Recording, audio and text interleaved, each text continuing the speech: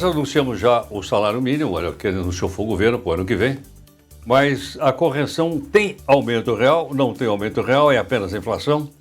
O doutor Alessandro Azzoni, economista e advogado especialista em direito econômico, está aqui conosco.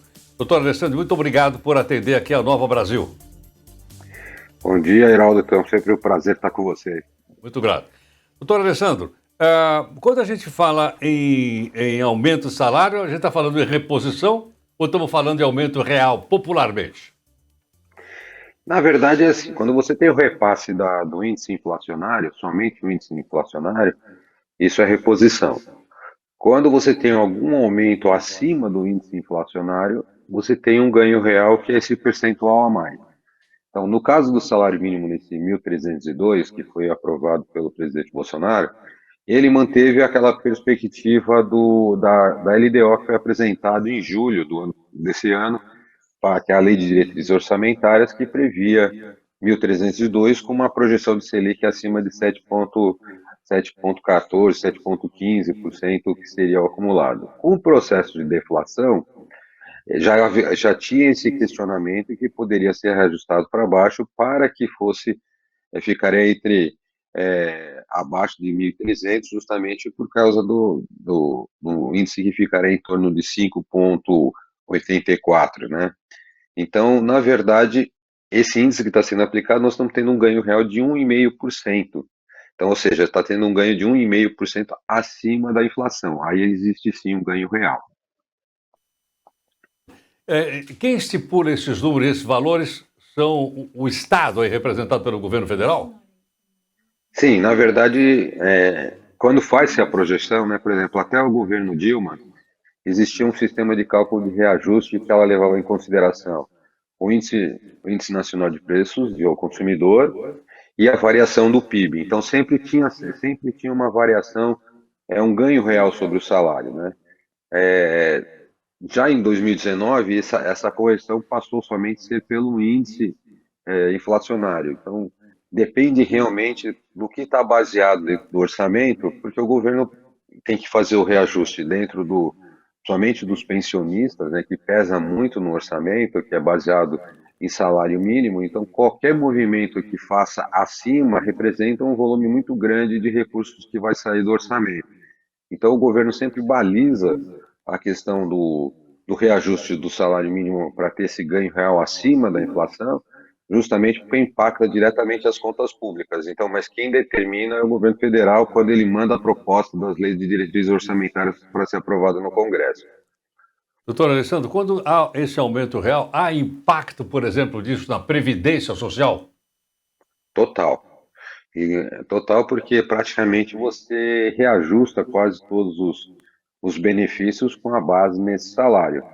Lembrando que muitos dos pensionistas recebem uma base de um salário mínimo, então praticamente nesse volume, no volume como um todo, para aquele pensionista ele só recebe o reajuste que foi repassado, mas na conta do governo ela representa alguns milhões ou até alguns bilhões.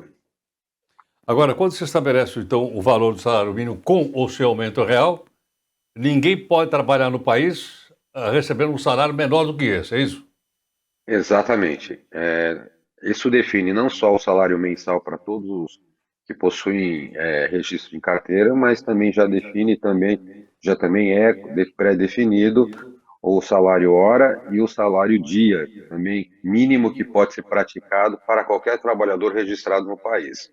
Isso é a base do mínimo que um trabalhador pode receber dentro do território nacional durante um mês, tá? Então ele não pode receber menos que 1.302 a partir de janeiro de 2023. Doutor Alessandro, isso corresponde a quantas horas de trabalho semanais? Nós estamos falando praticamente de 40 horas semanais, né? De segunda a sexta, 8 horas por dia, né? Então nós estamos falando praticamente de 40 horas semanais. Não é, vamos dizer assim, não é um salário que ainda a gente diga que tem ganhos reais, assim, efetivamente, porque eu costumo falar assim, que esse 1,5 acima, ele acaba corrigindo mais alguma distorção regional, né? Ah, Então cada cidade, mesmo, por exemplo, na própria Grande São Paulo, nós temos uma regionalização muito grande de bairros que existe variações de preços entre os bairros. Então, quer dizer assim, a inflação de cada um é medido dependendo da região que ela se encontra e com isso impacta não diretamente dentro dos seus ganhos, né? Compreendo. Doutora, eu pensei que fossem 44 horas, 5 dias, 8 horas, mais 4 no sábado, que podem ou não ser liberadas. É isso ou não? Isso, eles colocam, geralmente são 8 horas diárias, né? Então, Ah, são 8 horas diárias, mas geralmente estão sendo pactuadas, são 44 horas de jornada completa, mas geralmente tem a questão das 40 horas semanais também. compreendo. Que é o que vem se utilizando hoje. Doutor Alessandro, muito Sim, obrigado. Pois não.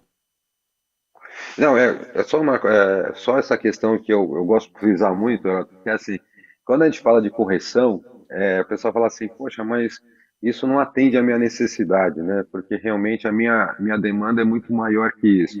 Então, essa questão de correção, ela vai muito do orçamento das famílias, porque é dessa questão da regionalização. Essa questão da regionalização é uma coisa muito importante, Geraldo.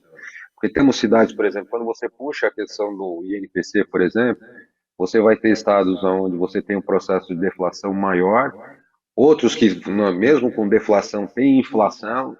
Então, por exemplo, o Rio de Janeiro é um estado que você tem um processo inflacionário constante. Mesmo quando nós tivemos o processo de deflação naqueles 4 meses seguidos, nós tivemos Sim, um processo inflacionário dentro dele.